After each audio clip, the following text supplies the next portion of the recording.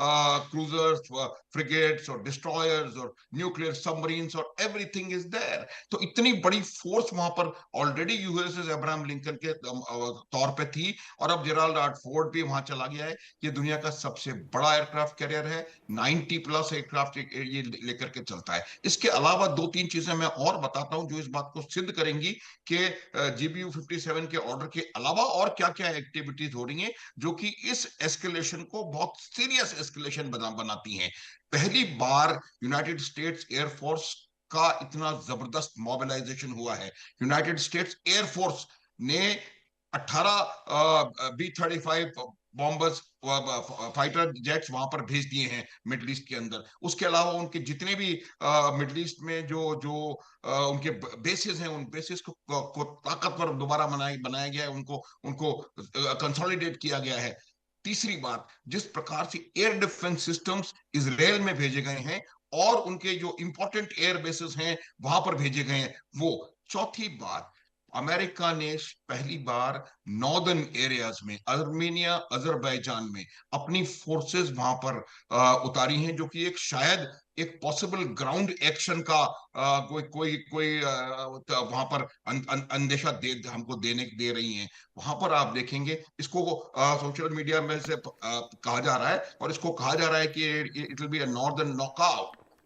तो नॉर्थ से ईरान को, हालांकि बहुत छोटा बॉर्डर है, 30-35-40 किलोमीटर का, वहां से उसको घेरने का प्रयास किया जा रहा है। ओवरऑल अगर आप देखेंगे कि इस प्रकार से ईरान के चारों तरफ जबरदस्त फोर्सेस को डिप्लॉय कर दिया गया है, ये क्लियर कट इंडिकेशन है कि कुछ ना कुछ होने वाला है। Right sir. दूसरी बात, यूरोप, एक सेकेंड और प्लीज, यूरोप ने 31 मार्च तक ईरान के एयर स्पेस को बैन कर दिया है। वो भी इस बात को दर्शाता है कि वहां पर कुछ ना कुछ होने वाला है। जहां तक सवाल बातचीत का है, ये बात इंपॉर्टेंट है, इसलिए मुझे मौका दीजिए 1 मिनट और, कि वो ईरान कह रहा है कि वो सिर्फ न्यूक्लियर डील पे बात करेगा, जबकि अमेरिका का इंसिस्टेंस है कि वो मिसाइल प्रोग्राम के ऊपर और जो इनके हुती और हिजबुल्ला और ये सब हैं, इनकी इनके प्रॉक्सीज की फंडिंग के ऊपर, इनके ऊपर भी वो बातचीत करे। रिजीम चेंज कहीं ना कहीं उनके दिमाग में है।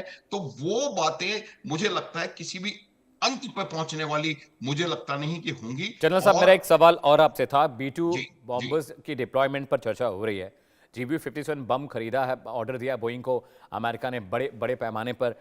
क्या इस तरह की जब बाइंग वॉर से पहले या वॉर प्रेप में होती हैं, तो इसका मतलब कहीं ना कहीं कि इतना भारी भरकम पैसा खर्च अगर अमेरिका कर रहा है, और आप इंटरनेशनल वॉर सिनेरियो को देखिए तो मुझे नहीं लगता अभी कोई ऐसा मुल्क है जिसके खिलाफ बंकर बस्टर बम का इस्तेमाल अमेरिका करेगा। इस पर थोड़ा मैं आपका नैरेटिव जानना चाह रहा था। क्या ये ईरान के लिए खरीदा जा रहा है? क्या ऐसा लग रहा है कि अगर वॉर एस्केलेशन होता है तो इसका इस्तेमाल कोई एक कोई बार फिर से कोई अमेरिका करेगा?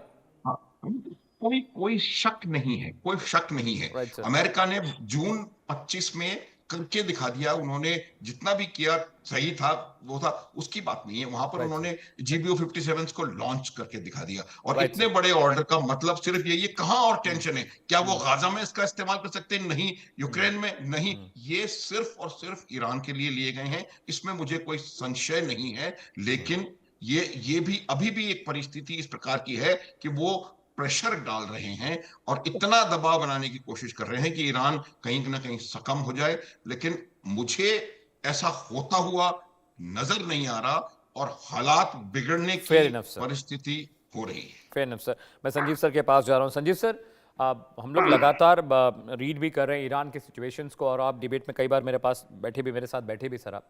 अभी जो सिचुएशन हो रही है, क्योंकि सर बातचीत तो दोनों मुल्कों में चल रही है, लेकिन ईरान भी अपनी ताकत को बढ़ा रहा है। उसके अब टैंकर, जो 3 टैंकर भारत पहुंचे हैं, ईरान हालांकि मना कर रहा है, लेकिन सबको पता है कि रशिया और चीन को वो चोरी छुपे क्रूड बेच रहा है। और जिस समंदर के रास्ते साउथ चाइना सी जाना था, वो रास्ता भटक कर अरेबियन सी के जरिए मुंबई पहुंच गए उनके तेल टैंकर। यहां से सर आप कैसा देख रहे हैं? क्योंकि अब बंकर बस्टर बम्स का ऑर्डर चला गया है, B-2 बॉम्बर की डिप्लॉयमेंट अब हैविली हो रही है, और ये ओपन नैरेटिव है अमेरिकन मीडिया में, खुलेआम ये एक्सपर्ट्स कह रहे हैं कि B-2 बॉम्बर डिप्लॉय कर दिया गया। बोइंग से ओपनली बात हो रही है कि आप GBU-57 जो बम है, जो बंकर्स के अंदर जाकर पेनिट्रेट कर कर मारता है न्यूक्लियर साइट्स को तबाह करने के लिए, अब ये ओपन डील है।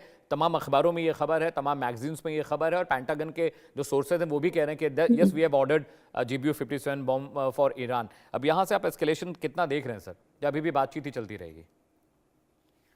देखिए, मेरा ऐसा मानना है, मेरे असेसमेंट के मुताबिक यूनाइटेड स्टेट्स ऑफ अमेरिका और ईरान के बीच में जो ये इनडायरेक्ट टॉक्स चल रही हैं, राइट सर। यदि इसमें कोई सक्सेस नहीं मिलती है, ईरान यदि किसी डील के लिए तैयार नहीं होता है, तो ऐसे में यूनाइटेड स्टेट्स ऑफ अमेरिका कोई बड़ी कार्रवाई जरूर कर सकता है। राइट और उसकी जो तैयारियां हैं वो लगातार वो उसने अपनी करके रखी हुई हैं, लगातार उसको बिल्डअप किया जा रहा है।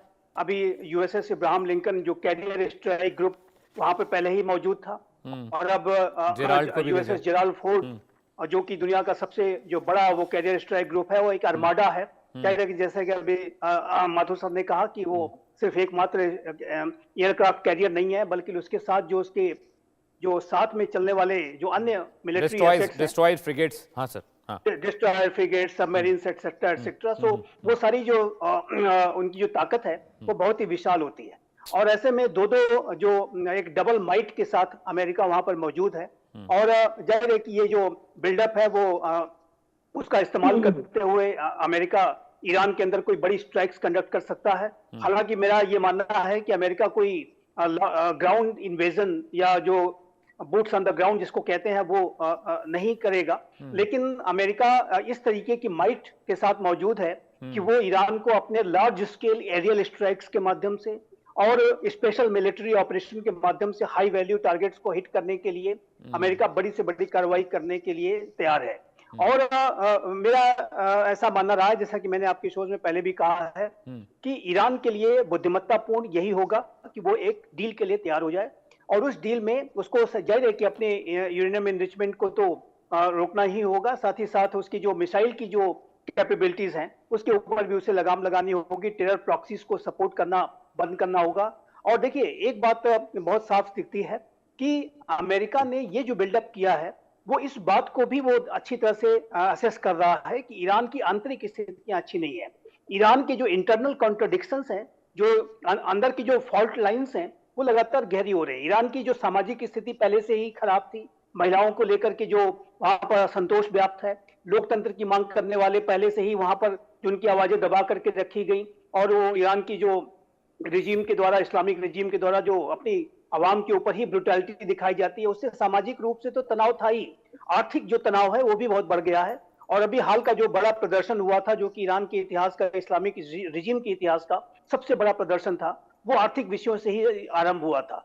तो अमेरिका ये जो पूरी सिचुएशन है उसका एक्सप्लॉयटेशन करना चाहता है। इजराइल भी इसे एक बड़ी रणनीतिक अपॉर्चुनिटी के तौर पर देख रहा है, और वो ये चाहते हैं कि इस तरीके की स्थितियों का लाभ उठाते हुए ईरान के साथ उसको एक डील के लिए मजबूर किया जाए। लेकिन यदि वो डील के लिए तैयार नहीं होता है, तो मैं ऐसा मानता हूं कि अमेरिका और इजराइल कोई बड़ी कार्रवाई वहां पर कर सकते हैं। और देखिए, एक बात मैं और भी कहना चाहता हूं कि यूनाइटेड स्टेट्स ऑफ अमेरिका और इजराइल ईरान की इस्लामिक रिजीम को बदलने की मंशा रखते हैं, इसमें कोई दो राय नहीं होना चाहिए। अभी डोनाल्ड ट्रंप ने इस बात को कह भी दिया कि सबसे अच्छा ऑप्शन ये हो सकता है। लेकिन ईरान की इस्लामिक रिजीम यदि अपनी लॉन्जिविटी को, अपने सर्वाइवल को आने वाले समय में भी अगर मेंटेन करना चाहती है, तो उसे एक डील के लिए तैयार होना होगा। अदरवाइज उसके ऊपर बड़े जो खतरे हैं वो स्पष्ट रूप से सामने खड़े हैं। Fine sir, Roger that sir, Roger that sir. इससे पहले कि मैं फराज भाई के पास जाऊं, मैं गौरी शंकर सर के पास जा रहा हूं। सर, अभी जिनेवा को लेकर बहुत चर्चा हो रही है, और मैं तो हमेशा डिबेट में रहते हैं, आप हमेशा कहते हैं अमेरिका हमला नहीं करेगा अमित, चाहे ये गर्मी कितनी भी ऊपर पहुंच जाए, तापमान कितना भी बढ़ जाए मिडिल ईस्ट का, लेकिन अमेरिका भी हमला नहीं करने वाला है। जिनेवा टॉक्स को लेकर सर बात हो रही है। पहला राउंड जो था वो बेनतीजा रहा है, दूसरे राउंड में इजराइल का बहुत प्रेशर है। आप देख रहे हैं इजराइल बिल्कुल तड़प रहा है कि कुछ भी करके अमेरिका कुछ सख्त कदम ईरान के खिलाफ उठाए। जिनेवा टॉक्स फेल होती हैं सर, उसके बाद आप क्या देख रहे हैं? राउंड 3 आप देख रहे हैं ऑफ टॉक्स, या आपको लगता है कि उसके बाद अमेरिका या इजराइल कुछ थोड़ा बहुत एक्शन करेंगे जरूर? सर मनोज जी नमस्कार, हमारे को पैनलिस्ट को भी नमस्कार सबको। देखिए, यहाँ पर इस युद्ध, इस तो पूरे तनाव का अगर वातावरण देखें तो इसमें अमेरिका की 4 या 5 डिमांड है। पहले तो न्यूक्लियर जो इनके एनरिचमेंट है उस प्रोसेस को खत्म किया जाए, राइट सर। न्यूक्लियर इंस्टॉलेशंस को पूरा ओपन किया जाए जिनका इंस्पेक्शन हो सके, मिसाइल प्रोग्राम को कंट्रोल में किया जाए, इजराइल की सुरक्षा की गारंटी मिले, और जो आतंकी ग्रुप हैं जो ईरान द्वारा सपोर्टेड है उनकी फंडिंग बंद हो। ये मेरे ख्याल से मुख्य डिमांड्स हैं अमेरिका की तरफ से। और जो कंस्ट्रेंट जो इसके ऊपर हैं वो सबसे पहला गल्फ कंट्रीज का जो रीजनल बॉडी है जीसीसी, उसका कंस्टेंट है। वो नहीं चाहते हैं कि सिचुएशन और ज्यादा खराब हो और ईरान के अंदर अराजकता पैदा हो। तो पहला तो वो सबसे बड़ा कंस्टेंट है। दूसरा कंस्टेंट है boots on the ground. America नहीं चाहेगा कि उनके सोल्जर्स को ग्राउंड के ऊपर जाके वार करना पड़े, क्योंकि उसके लिए हो सकता है काफी कैजुअलिटीज हो और वो उसको सहन नहीं कर पाए। और तीसरा चीज ये है कि क्या ईरान जो है वो अगर उसके ऊपर हमला किया जाता है तो जो और लोकल जो पब्लिक है वो किस तरह से रिएक्ट करेगी। अभी तक तो देखा गया है कि खमनाई के विरोध में बहुत प्रदर्शन हो रहे हैं, लेकिन जब विदेशी हमला होता है तो आप जानते हैं देश की जनता एक साथ हो जाती है और विदेशी हमला का विरोध करती है। तो ये जो उनके कंस्टेंट हैं, इनको समझते हुए मेरे को लगता है कि टॉक्स और चलेगी। अभी जो ओमान के मध्यस्थता के रूप में जो जेनेवा में सेकंड राउंड आज चल रहा है, उसमें वित्कोप और जो ईरान के विदेश मंत्री हैं उनकी इनडायरेक्ट टॉक होगी, क्योंकि जो ओमान के विदेश मंत्री हैं वो उनकी मध्यस्थता करेंगे। वो एक कमरे में बैठ के आमने सामने बात नहीं कर रहे हैं, दोनों अलग अलग कमरों में बैठेंगे और वो ओमान की मध्यस्थता से बातचीत होगी। फिर आपने देखा होगा कि जब कुछ समय पहले यूएस के वाइस प्रेसिडेंट ने बिल्कुल क्लियरली कहा था कि हमें विश्वास ही नहीं है कि हम किससे बात करें, क्योंकि जो फाइनल जो डिसीजन मेकिंग अथॉरिटी जो खामनाई के पास है वो तो खुद बात करने आता नहीं है और ना अपने रिप्रेजेंटेटिव भेजता है। तो हम कैसे विश्वास करें? तो ये डिस्ट्रस्ट अभी रहेगा। लेकिन इसके साथ अमेरिका ईरान के ऑप्शंस को लिमिट कर रहा है, कम कर रहा है, अपना जो बिल्डअप है वो बढ़ा रहा है। दूसरा एयरक्राफ्ट कैरियर आ गया है और वो हो सकता है कि B-2 बम्बर्स को और बढ़ाए और उनका उपयोग वो न्यूक्लियर इंस्टॉलेशंस को तबाह करने में करे और जो बंकर्स हैं, हाई वैल्यू टारगेट्स हैं, उनको तबाह करने में करे। लेकिन ये इवेंचुअलिटी मेरे ख्याल से कुछ समय बाद आएगी। अभी और होगा एक दो राउंड टॉक्स, और उसमें अगर कोई भी पॉजिटिव आउटकम नहीं आया तो फिर नेचुरली अमेरिका जो है ये बिल्डअप बिना किसी रीजन के तो नहीं कर रहा है, वो कंस्ट्रेंट में डाल रहा है ईरान को कि ईरान के ऑप्शन लिमिटेड हो जाएं और अगर इवेंचुअलिटी आए तो उसके ऊपर वो वार भी कर सके, ऐसा मेरा मानना है। Fair enough sir, please stay with me. Faraz Saeed भी मेरे साथ है, पाकिस्तान से जुड़े हैं। फराज, अभी जो नैरेटिव हम देख रहे हैं मिडिल ईस्ट में और ईरान का, इजराइल का, अमेरिका का, और ऐसा बार बार पता नहीं क्यों लगता है, ये मेरा इम्कान अंदाज़ा है कि अमेरिका ये बातचीत का सिर्फ नाटक कर रहा है, वो टाइम बाय कर रहा है। वो सोच रहा है कि कितना ज़्यादा मुफ्तला रखा जाए पीस टॉक्स में, बातचीत में, टेबल टॉक्स चलती रहे। और मुझे ऐसा लगता है कि अमेरिका पूरी प्रेप कर रहा है कि अपने सारे एसेट्स को डिप्लॉय कर दिया, अपने सारे वॉरशिप भेज दिया, अपने फ्रिगेट डिस्ट्रॉयर्स को लगा दिया, खाड़ी देशों में जो भी उसके फौजी अड्डे हैं वहाँ पर थंडरबोल्ट विमान है उसको डिप्लॉय किया हुआ है, F-35, 16, तमाम जो उसके एसेट्स हैं, वॉर एसेट्स हैं, सबको डिप्लॉय कर रहा है। आपको नहीं लगता कि अमेरिका सिर्फ ये टाइम बाय कर रहा है और उसको वो पहले से डिसाइड कर चुका उसे ईरान के साथ क्या करना है? फराज जी बिल्कुल। 2024 में अगर हमें याद हो कि जो पेजर अटैक हुआ था लिबिया के अंदर, जहां उनके एक वाइड स्प्रेड जो इरानियन जो ऑफशूट्स थे, उनकी प्रॉक्सीज थी, उनको डिसमेंटल किया गया था। फिर ईरान के अंदर जो हमास के चीफ को जिस तरह मारा गया था, वो हम सबको पता है कि कैसे इजराइल को कम से कम 1.5 से 2 साल लगे थे उस पूरे ऑपरेशन को एग्जीक्यूट करने में। फिर अगर हम वेनेजुएला का हाल ही में अगर जायजा ले तो वेनेजुएला की वो जो अमेरिका ने वेनेजुएला का सदर को अरेस्ट करके एक छोटा ऑपरेशन करके उसको अब अमेरिका में ट्रायल पे ले गया है। अमेरिका को कम से कम 4 से 6 माह लगे थे उस ऑपरेशन की तैयारी करने में। अब बिकॉज ईरान एक ज्यादा बड़ी पावर है, उसके पास मिलिट्री हथियार ज्यादा है, उसकी जो रेवोल्यूशनरी गार्ड्स हैं वो ज्यादा ताकतवर है बनिस्बत वेनेजुएला के, तो उनको इससे ज्यादा बड़ी ताकत चाहिए, ज्यादा बड़ी तैयारी चाहिए अगर उन्होंने ईरान को रूट आउट करना है। और बिल्कुल आपके को पैनलिस्ट ने बिल्कुल सही बात की, क्योंकि ईरान के अंदर बूट्स ऑन ग्राउंड पॉसिबल नहीं हो सकता,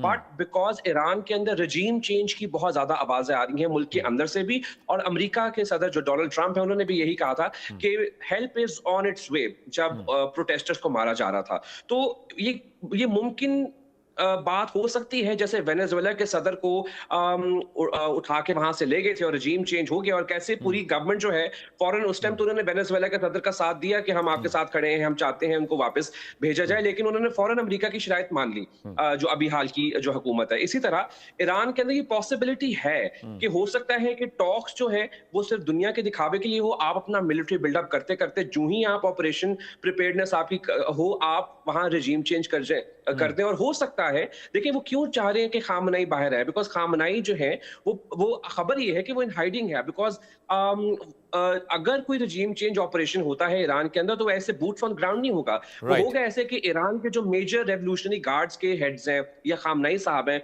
उनको वो उठा के ले जाएंगे और अरेस्ट करके कुछ ना कुछ करेंगे। सो अमेरिका की जो हमने पास्ट जो ट्रैक रिकॉर्ड है उससे हमें ये लगता है कि हो सकता है ये उस ग्रैंड ऑपरेशन रजीम चेंज के प्रिपरेशन कर रहा हो। ठीक है, मैं जनरल साहब के पास जाऊँ। जनरल साहब, ये बात जो मैंने अभी फराज से सवाल मैंने किया, ये मेरे दिमाग में बहुत दिन से चल रहा है, और ये तब से चल रहा है जब से ये सारा नाटक मिडिल ईस्ट में शुरू हुआ। बार बार ट्रम्प का बयान बदलना, कभी धमकाना, कभी दोस्ती के लिए हाथ बढ़ाना, कभी सब ईरान में ठीक चल रहा है, कभी कह रहे खामने को ढूंढ के मार देंगे, कभी कहते हम मारेंगे नहीं, हम रेजिम चेंज चाहते हैं। इस तरह के नैरेटिव अमेरिका खूब चला। हालांकि इजराइल बहुत ज़्यादा नैरेटिव वाला देश नहीं है, दे बिलीव इन एक्शन, वो एक्शन ज़्यादा करते हैं, बातचीत कम करते हैं। क्या अब ये समझा जाए कि जितना लंबा ये दरमियान ये जितना वक्त बीत रहा है ईरान अमेरिका और इजराइल टॉक्स का, कहीं ना कहीं अमेरिका ज़्यादा बेहतर तरीके से इस जंग में उतरेगा? देखिए हमें बड़ी बात यह है कि हमको इस बात को समझ लेना चाहिए कि अमेरिका एक शॉर्ट बहुत जबरदस्त सुपर पावर है। देखिए पहले तो मैं एक चीज क्लैरिफाई करना चाहता हूँ थोड़ा सा, मेरे वो पिछली सवाल के ऊपर कि हम बूट्स ऑन ग्राउंड की बार बार बात कर रहे हैं। ये आवश्यक नहीं है अमित की बूट्स ऑन ग्राउंड यूनिफॉर्म में वर्दीधारी सैनिक अमेरिका के हों। Exactly sir. Boots on ground Mossad के एक्टिविस्ट के रूप में ऑलरेडी ईरान में है, वहां पर हैं। जहां तक बूट्स ऑन ग्राउंड का सवाल है, जो नॉर्दर्न नॉकआउट की मैं बात कर रहा हूं, ये